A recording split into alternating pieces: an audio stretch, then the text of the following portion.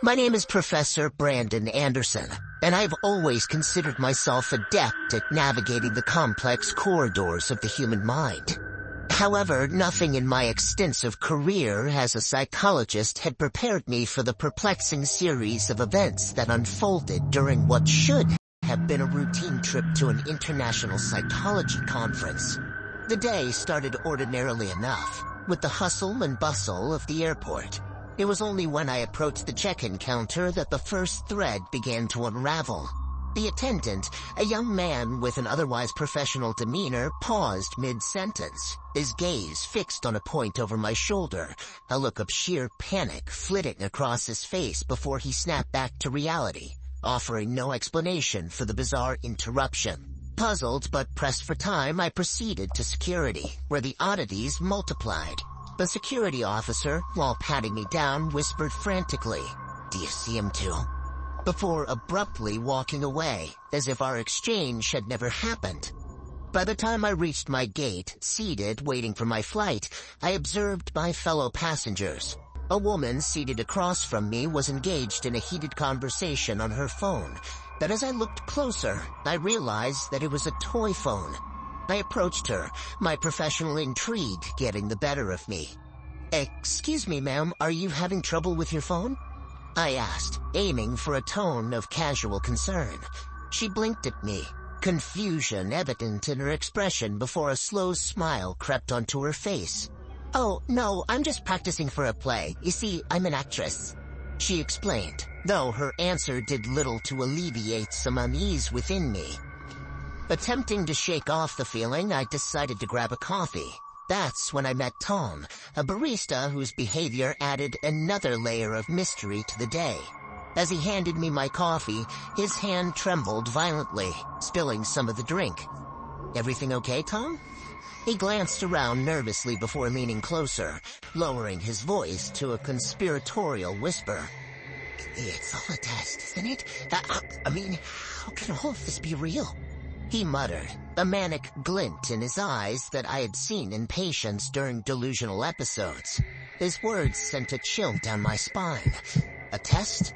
His notion began to weave itself into the fabric of my observations, forming a pattern I couldn't yet understand. As I walked away, my coffee forgotten, I overheard snippets of conversations, each more disjointed and nonsensical than the last. A man arguing about the impossibility of the time on his watch, a child asking her mother why everyone was pretending to be someone else, and a group of teens laughing about how none of it mattered because we'll just wake up from it. With each step, the atmosphere thickened, with an unspoken tension. A collective unease that seemed to echo my growing suspicion that something was profoundly amiss. This couldn't merely be a coincidence or a series of unrelated oddities. My mind raced through possible explanations. Mass hysteria, a shared psychotic disorder, or perhaps, as Tom the barista had suggested, a test of some sort. But who would orchestrate such a thing? And to what end? And more importantly, why did I feel like the only one aware of the absurdity unfolding around me? Determined to find answers, I decided to confront the situation head-on. My first step was to gather more evidence, to engage with others and confirm that I was not alone in my perceptions. The deeper I delved into my peculiarities surrounding me, the more the airport felt like a stage set for an elaborate play, with each participant unknowingly playing their part.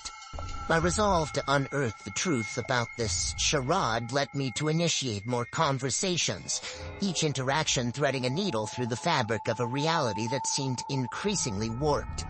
I approached the security guard again, hoping to glean insight in the day's events. "Have you noticed anything unusual today? Anything at all?" I inquired, my tone deliberately even. The guard eyed me for a moment, his expression unreadable. Then, with a sigh, he confided, "You wouldn't believe the things I've seen. People walking through the walls, luggage moving on its own. But every time I try to report it, the incident, it just vanishes from the cameras." His voice trailed off, a mixture of fear and resignation in his words. This confession was the most unsettling yet.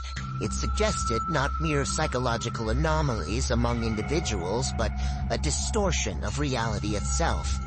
My mind, trained to seek rational explanations, struggled to comprehend it. As boarding time neared, a sense of urgency propelled me forward. I found myself standing, watching the crowd, when a sudden announcement over the PA system caught my attention. "Brandon, it's time to wake up." Surprised to hear my name, I made my way to the desk, where I was greeted not by an airline employee, but by Dr. Amelia Mara, a colleague and friend from the university where I taught. Her presence was both a shock and a relief. "Amelia, what are you doing here?"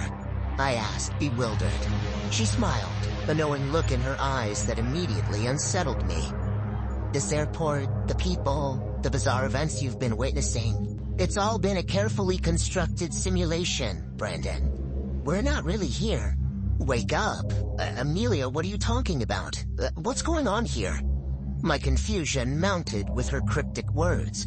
She took a deep breath before continuing. "You've been a part of a groundbreaking virtual reality therapy session, Brandon. After the accident, you were left with severe trauma and acute paranoia." Her words only deepened my bewilderment. "Simulation? What are you talking about?" "After the accident, you were left with severe trauma and acute paranoia. We created this scenario to help you confront and overcome your fears in a controlled environment," Amelia explained, her voice calm and reassuring. The revelation hit me like a physical blow. Memories I had locked away began to surface.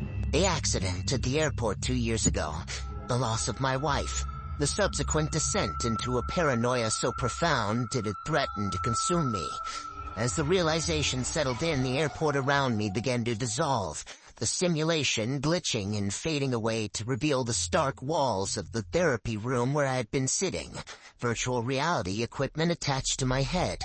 Amelia was there, real this time, along with a team of therapists who had been monitoring the session.